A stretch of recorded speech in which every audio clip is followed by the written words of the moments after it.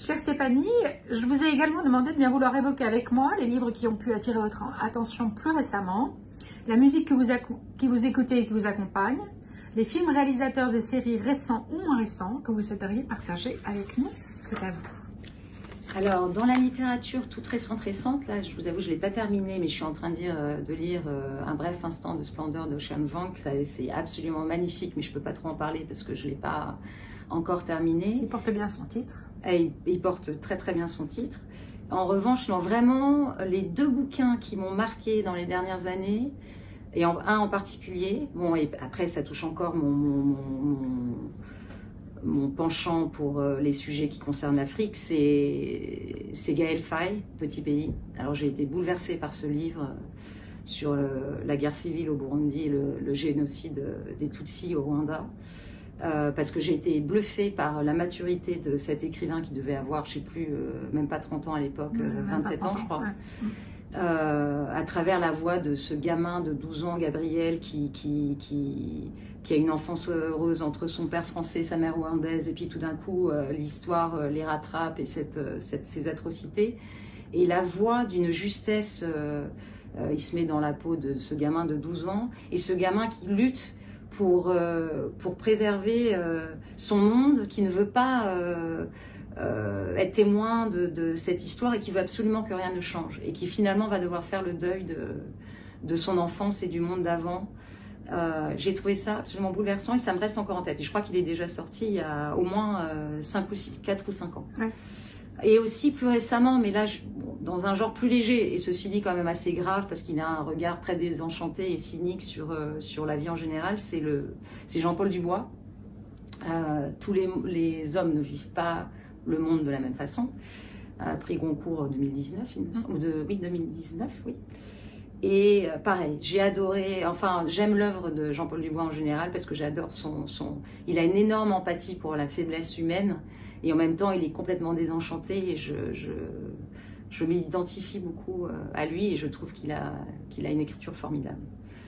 Alors après dans les films, est-ce que je peux commencer par celui qui m'a marqué jeune, enfin qui a éveillé... Vous pouvez tout faire, voilà. C'est votre espace de liberté. Et le dernier qui m'a marqué, parce qu'évidemment, il faudrait des heures pour dire tous les films que j'ai adorés, mais...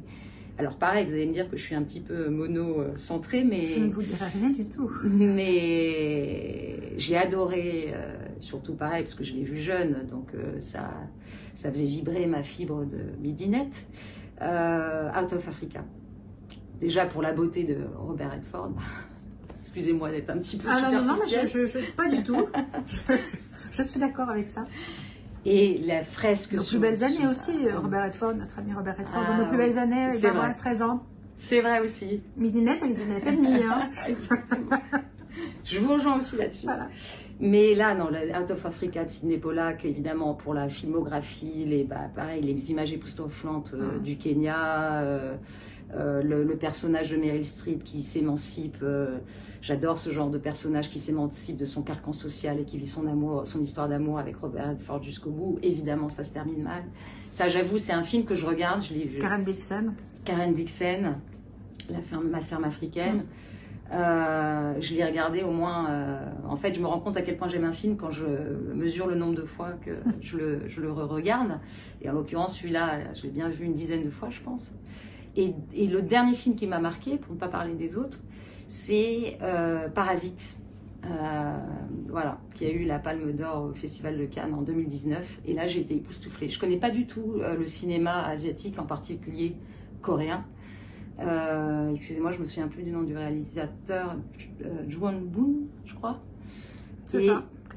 Voilà, et j'ai été fascinée par sa virtuosité, c'est-à-dire qu'on commence par une espèce, on se dit tiens, c'est une satire drôle sur les rapports employés-employeurs en Corée, et en fait, tout d'un coup, on passe à la satire sociale, puis on passe au genre gore, ça devient un film d'horreur, et ça se termine en tragédie. En passant par le thriller. En passant par le thriller. En commençant par, mais qu'est-ce que ça a l'air ennuyeux ce truc. Exactement, parce que j'ai eu du mal à rentrer dedans, voilà. Et là, tout d'un coup, c'est une explosion. Ouais.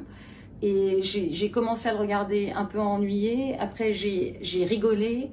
Après, je me suis dit, ah, j'aime pas les films d'horreur, pourquoi il y a du sang partout?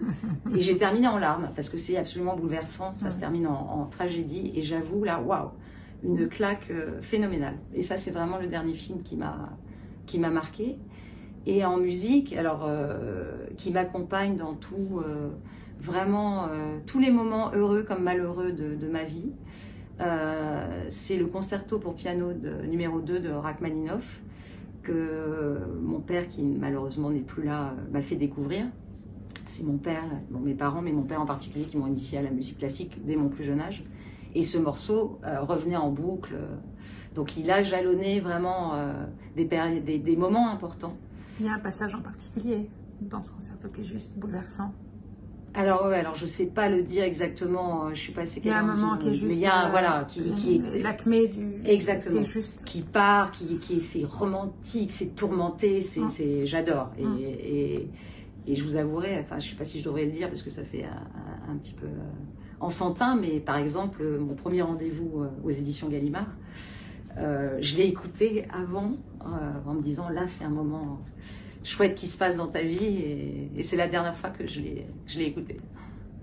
Et puis, dans les séries, parce que je suis assez addict aux séries, je vous avouerai, surtout avec le confinement, j'ai découvert Netflix, et Black Mirror, qui pour moi est une série vraiment importante, en dehors du fait que c'est vraiment bien fait et très prenant, qui est la dénonciation de toutes les technologies modernes et l'influence et l'impact qu'elles peuvent avoir sur la nature humaine, et en plus sont vraiment des technologies qui sont hostiles. C'est-à-dire qu'il n'y a pas de... C'est très très noir. Black Mirror, d'ailleurs, c'est l'écran, c'est nos écrans qui nous entourent, éteints, le téléphone, le iPad, la télévision, et tout l'impact que vraiment ça a sur nos générations, où on se sent traqué, surveillé, et ça va pas dans le bon sens. Et ça, je trouve, enfin, je l'ai fait regarder à mes filles qui sont adolescentes.